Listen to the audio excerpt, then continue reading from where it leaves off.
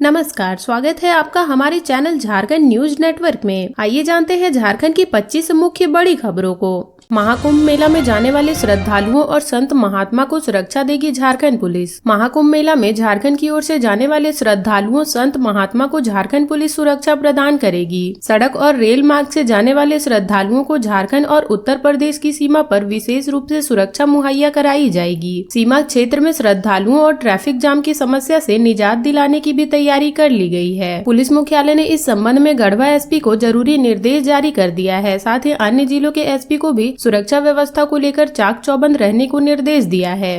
उत्तर प्रदेश के डीजीपी के अनुरोध पर झारखंड पुलिस मुख्यालय ने यह कदम उठाया है। यूपी के डीजीपी ने झारखंड पुलिस मुख्यालय को पत्र लिखा था। इसमें उन्होंने कहा था कि महाकुंभ मेला का मुख्य आयोजन और स्नान 13 जनवरी से शुरू हो रहा है। इसके बाद 14 जनवरी, 29 जनवरी, 3 फरवरी, 12 फरवरी और 26 फरवरी मुख्य तिथियां हैं। इस दौरान श्रद्धालु संत महात्मा के आवागमन के मूल स्थान और रेल व सड़क मार्ग से आने वाले श्रद्धालुओं की सुरक्षा महत्वपूर्ण है। हम भारत की नारी हैं, फूल नहीं चिंगारी हैं, रांची में बोली पद्मश्री छुटनी देवी। अखिल भारतीय इतिहास संकलन योजना नई दिल्ली, झारखंड और रांची विश्वविद्यालय के इतिहास विभाग ने मिलकर इतिहास लेखन में महिला विमर्श विषय पर 2 दिवसीय महिला इतिहासकार संगोष्ठी का आयोजन किया। संगोष्ठी का रविवार को समापन हो गया। इस संगोष्ठी में देश भर से आई महिला शोधार्थियों ने 145 प्रपत्र प्रस्तुत किए। संगोष्ठी के दूसरे दिन 4 सत्रों में कुल 80 शोध पत्र प्रस्तुत किए गए। समापन समारोह में मुख्य अतिथि पद्मश्री छुटनी देवी ने कहा कि हम भारत की नारी हैं, फूल नहीं चिंगारी हैं। उन्होंने कहा कि महिला और पुरुष एक समान है, दोनों एक दूसरे से कम नहीं है और दोनों का महत्व है। इन्होंने डायन प्रथा की रोकथाम के लिए महिलाओं से आगे आने की अपील की। इधर डायन प्रथा जैसी सामाजिक कुरीतियों को रोकने के लिए डायन प्रथा पर शोध कराने की घोषणा डॉक्टर रामदयाल मुंडा जनजातीय शोध संस्थान ने की। संस्थान ने कहा कि डायन प्रथा झारखंड के लिए अभिशाप है। झारखंड के ग्रामीण क्षेत्र और खासकर आदिवासी समाज इस अंधविश्वास से प्रभावित है। आए दिन डायन के नाम पर महिलाओं को प्रताड़ित कर उनकी हत्या होती रहती है। विधवा, निसहाय महिला व वृद्ध की संपत्ति हड़पने साजिश के तहत महिलाओं को प्रताड़ित करने या उसकी हत्या करने में इस कुप्रथा का सहारा लिया जाता है। डायन प्रथा के खिलाफ कानून बनने व जागरूकता अभियान चलाने के बाद भी ना तो प्रताड़ना में कमी आई, न ही ऐसी घटनाओं पर अंकुश लग पाया। डॉक्टर रामदयाल मुंडा जनजातीय शोध संस्थान ने डायन प्रथा पर शोध करने की तैयारी कर ली है। शोध का विषय होगा किस तरह डायन प्रथा की वजह से आदिवासी समाज का सामाजिक और आर्थिक ताना बाना बिखर रहा है। सरकार से शोध की स्वीकृति मिल गई है। मकर संक्रांति से पहले झारखंड में बढ़ा न्यूनतम और उच्चतम तापमान, भीषण ठंड से मिली राहत। झारखंड में मकर संक्रांति से पहले न्यूनतम और उच्चतम तापमान बढ़ गया है। इससे लोगों को ठंड से थोड़ी राहत मिली है। भारत मौसम विज्ञान विभाग के रांची स्थित मौसम केंद्र ने यह जानकारी दी है। मौसम केंद्र ने सोमवार 13 जनवरी को वेदर रिपोर्ट जारी किया है। इसमें कहा गया है कि डाल्टनगंज का न्यूनतम तापमान करीब 5 डिग्री सेंटीग्रेड बढ़ गया है। वहीं यहां के उच्चतम तापमान में 1.8 डिग्री सेल्सियस की वृद्धि हुई है। डाल्टनगंज का उच्चतम तापमान 28.2 डिग्री सेल्सियस हो गया है, जो झारखंड में सबसे ज्यादा है। मौसम केंद्र के मुताबिक राजधानी रांची के उच्चतम तापमान में कोई बदलाव नहीं हुआ है। यह 24.5 डिग्री सेंटीग्रेड है, जो सामान्य से 0.4 डिग्री अधिक है। पिछले 24 घंटे के दौरान न्यूनतम तापमान में 2.8 डिग्री सेंटीग्रेड की वृद्धि हुई है। रांची का न्यूनतम तापमान अब 12.4 डिग्री सेंटीग्रेड हो गया है, जो सामान्य से 3.3 डिग्री सेल्सियस अधिक है। पूर्वी सिंहभूम के जिला मुख्यालय जमशेदपुर के मौसम की बात करें तो यहाँ का उच्चतम तापमान में 1.6 डिग्री की वृद्धि हुई है। यहाँ का अधिकतम पारा 13 जनवरी को रहने वाले अधिकतम तापमान से बराबर ही है, यानी ना सामान्य से अधिक है ना सामान्य से कम है। लेकिन न्यूनतम तापमान 2.4 डिग्री सेंटीग्रेड से बढ़कर 11.4 डिग्री सेंटीग्रेड हो गया है, जो सामान्य से 1.3 डिग्री सेंटीग्रेड अधिक है। बोकारो का उच्चतम तापमान 2 डिग्री बढ़कर 25.5 डिग्री सेल्सियस हो गया है। यह सामान्य से 0.2 डिग्री कम है। यहाँ के न्यूनतम तापमान में 3.5 डिग्री सेंटीग्रेड की वृद्धि हुई है। बोकारो का आज का न्यूनतम तापमान 13.8 डिग्री सेंटीग्रेड रहा, जो सामान्य से 1.4 डिग्री सेंटीग्रेड अधिक है। राजधानी रांची के तापमान की बात करें तो हीनू में अधिकतम तापमान 24.5 डिग्री और न्यूनतम तापमान 12.4 डिग्री सेंटीग्रेड दर्ज किया गया। नामकुम में उच्चतम पारा 23.5 डिग्री और न्यूनतम पारा 9 डिग्री सेंटीग्रेड रहा। झारखंड के बेटे प्रशांत कुमार की ऊंची उड़ान, लंदन में बनाए गए कंजर्वेटिव पार्टी के काउंसलर उम्मीदवार। झारखंड के बेटे प्रशांत कुमार को यूके के कंजर्वेटिव पार्टी ने वर्ष 2026 के चुनाव के लिए काउंसलर पद का उम्मीदवार घोषित किया है। इन्होंने अपनी स्कूली शिक्षा झारखंड के रामगढ़ जिले के होली क्रॉस स्कूल घाटोटाड़ से पूरी की है। वह स्कूली शिक्षा के दौरान ही सोशल सर्विस सेल के अध्यक्ष बने, 400 से अधिक आदिवासी छात्रों को पढ़ाया और उनकी मदद की। वनवासी कल्याण आश्रम से जुड़े रहे और आदिवासी समाज के लिए निरंतर कार्यरत रहे। प्रशांत कुमार के परदादा, दादा और पिता टाटा स्टील में कार्यरत थे। उनकी पत्नी लक्ष्मी के पिता, दादा और परदादा भी टाटा स्टील में कार्यरत थे। खुद प्रशांत टाटा कंज्यूमर प्रोडक्ट लिमिटेड के डिजिटल और डेटा प्रमुख थे। उन्होंने Tata salt, Tetley, Tata T जैसे ब्रांड का नेतृत्व किया। मुंबई से लंदन जाने से पहले वे टाटा समूह के महत्वपूर्ण पदों पर कार्यरत रहे। झारखंड में यहां मिल रही 80% तक सस्ती दवाएं, मरीजों को हुई 8 करोड़ की बचत। रिम्स में इलाज करने आने वाले मरीजों को बाहर से दवा खरीदने पर जेब ढीली करनी नहीं पड़ रही है, बल्कि परिसर में ही उन्हें बाजार से 60% रियायती दर पर भारत सरकार की अमृत फार्मेसी से दवा और जरूरी उपकरण मिल रहे हैं। Cancer, critical care, medicine, cardio और न्यूरोलॉजी समेत अन्य गंभीर बीमारियों से जुड़ी ब्रांडेड और उच्च गुणवत्ता वाली दवाएं अब आसानी से उपलब्ध है। आंकड़ों पर गौर करें तो रिम्स में 26 मार्च 2023 से स्टोर खुलने के बाद से अब तक कुल 3,01,599 मरीज और उनके परिजन दवा की खरीदारी कर चुके हैं। तुलनात्मक दृष्टि से देखें तो अमृत फार्मेसी में दवा खरीदने से बाजार के मुकाबले अब तक 8 करोड़ की बचत खरीदारों को अब तक हो चुकी है। यहाँ सर्जरी और इम्प्लांट्स में करीब 50 से 60% डिस्काउंट रेट आयुष्मान पेंशन की दवा दी जा रही है। स्वास्थ्य एवं परिवार कल्याण मंत्रालय की ओर से अमृत फार्मेसी को किफायती दर पर दवाएं दी जाती है। गोस्वामी समाज को विकसित बनाने का लिया संकल्प। झारखंड का बोकारो जिला स्तरीय समागम समारोह रांची को गरगा डैम के किनारे आयोजित हुआ। इस दौरान गोस्वामी समाज को मजबूत और विकसित बनाने समेत अन्य कई महत्वपूर्ण मुद्दों पर चर्चा हुई। मौके पर सामाजिक कुरीतियों को मिटाने, शिक्षा को बढ़ावा देने, प्रतिभाओं को प्रोत्साहित करने तथा सांस्कृतिक गतिविधियों को भी बढ़ावा देने की जरूरत पर बल दिया गया। प्रदेश अध्यक्ष दीपक गोस्वामी ने कहा कि सकारात्मक सोच के साथ समाज को विकसित करने की दिशा में काम करने की जरूरत है। प्रदेश उपाध्यक्ष दशरथ नाथ गोस्वामी ने कहा कि दशानामी गोस्वामी की अपनी विशिष्ट पहचान है। समागम समारोह के दौरान गोस्वामी समाज की जिला कमेटी का पुनर्गठन भी किया गया। 2 दशक में पूरी कॉलोनी में नहीं बिछी पेयजलापूर्ति पाइपलाइन। बोकारो के चीरा चास में लगातार लोग बस रहे हैं। नया चास के रूप में चीरा चास विकसित हो रहा है।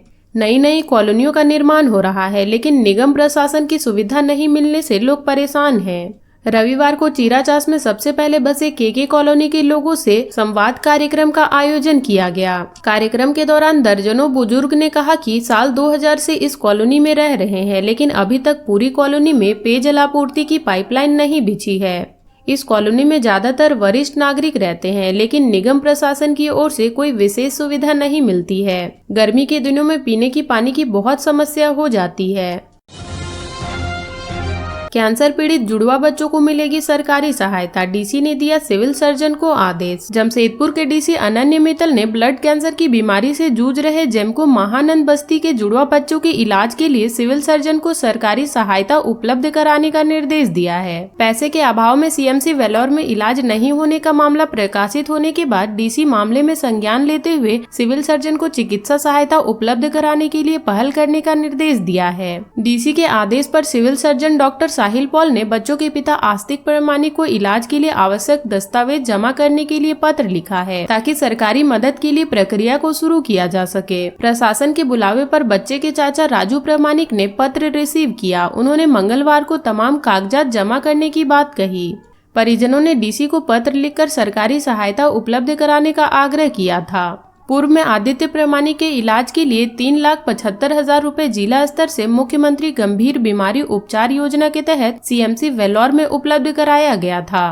अब आस्तिक प्रमाणिक के दूसरे पुत्र आयुष प्रमाणिक के इलाज के लिए पुनः योजना के तहत अनुदान राशि के लिए आवेदन देने को कहा गया है, ताकि जिला स्तरीय मेडिकल बोर्ड द्वारा जांच की जा सके। मालूम हो कि मुख्यमंत्री गंभीर बीमारी उपचार योजना के तहत असाध्य रोगियों के इलाज के लिए सहायता राशि उपचार करने वाले अस्पताल को उपलब्ध कराया जाता है। धनबाद के 15 अस्पतालों पर आयुष्मान योजना में गड़बड़ी करने की आशंका। आयुष्मान भारत योजना के तहत जिले के 15 अस्पताल नर्सिंग होम पर मरीजों के इलाज के एवज के लिए भुगतान में गड़बड़ी की आशंका जताई गई है। इनमें धनबाद के 15 अस्पतालों पर कुल 122 मरीजों के इलाज के बाद गलत दस्तावेज व इंश्योरेंस कंपनी पर गलत बिल देने की आशंका जताई गई है। आयुष्मान की नेशनल एंटी फ्रॉड यूनिट ने अस्पतालों द्वारा प्रस्तुत दस्तावेजों पर सवाल उठाए हैं। इसकी जांच की जिम्मेदारी जिला शिकायत निवारण समिति को सौंपी गई है। जानकारी के अनुसार जिला शिकायत निर्वाचन समिति ने सभी अस्पतालों के मरीजों के इलाज के बाद बिलिंग संबंधित दस्तावेज की मांग की है। अस्पतालों द्वारा दस्तावेज समर्पित करने के बाद कमेटी बैठक कर अस्पताल प्रबंधक का पक्ष सुनेगी और मामले का निपटारण करेगी। जिन अस्पतालों के दस्तावेजों पर शंका है उसमें से कई अस्पतालों को पहले ही विभिन्न गड़बड़ी के आरोपों में आयुष्मान भारत योजना की सूची से हटा दिया गया है। आयुष्मान भारत योजना की नेशनल हेल्थ अथॉरिटी की जाँच में कई अस्पतालों में गड़बड़ी मिली। इसके बाद उन्हें आयुष्मान योजना से बाहर कर दिया गया। यातायात नियमों का कड़ाई से पालन करें। राष्ट्रीय सड़क सुरक्षा माह कार्यक्रम के तहत रविवार को एसपी अनुदीप सिंह के नेतृत्व में जिले के विभिन्न क्षेत्रों में सड़क सुरक्षा को लेकर विशेष रैली निकाली गई। इसमें एसपी के अलावे प्रशिक्षु डीएसपी दिवाकर कुमार सहित अन्य पुलिसकर्मी शामिल हुए। रैली विभिन्न मार्गों से होकर गुजरी। इस दौरान लोगों से यातायात नियमों का पालन करते हुए वाहन चलाने की अपील की गई। नुक्कड़ नाटक का मंचन कर सड़क सुरक्षा के प्रति जागरूक किया गया। जागरूकता रैली में पुलिस का एक जवान यमराज के वेशभूषा में शामिल हुआ। मौके पर एसपी ने कहा कि राष्ट्रीय सड़क सुरक्षा माह के तहत विभिन्न माध्यमों से लोगों को जागरूक किया जा रहा है। सड़क हादसे पर अंकुश लगाने के लिए यह जरूरी है कि हम सभी यातायात नियमों का कड़ाई से पालन करें। वाहन चालकों के लिए यातायात नियमों का पालन करना बहुत जरूरी है। यदि लोग यातायात के नियमों का पालन नहीं करेंगे तो बाध्य होकर जागरूकता कार्यक्रम के बाद अभियान चलाया जाएगा और दोषियों से आर्थिक जुर्माना वसूला जाएगा। इस अवसर पर कोटपा थाना प्रभारी सुजीत कुमार, परिवहन कार्यालय के हिमांशु रंजन आदि मौजूद थे। बालीडीह के तालाब से शव बरामद। बालीडीह थाना क्षेत्र के विशुनपुर तालाब में रविवार को तैर रहे एक अधेड़ व्यक्ति का शव रविवार को बालीडीह थाना की पुलिस ने बरामद किया है। व्यक्ति की पहचान पेटरवार थाना क्षेत्र के पिछड़ी गांव के सुरेश सिंह के रूप में हुई है। वह 6 जनवरी से ही लापता थे। इस संदर्भ में पेटरवार थाना में परिजनों ने शिकायत भी दर्ज कराई थी।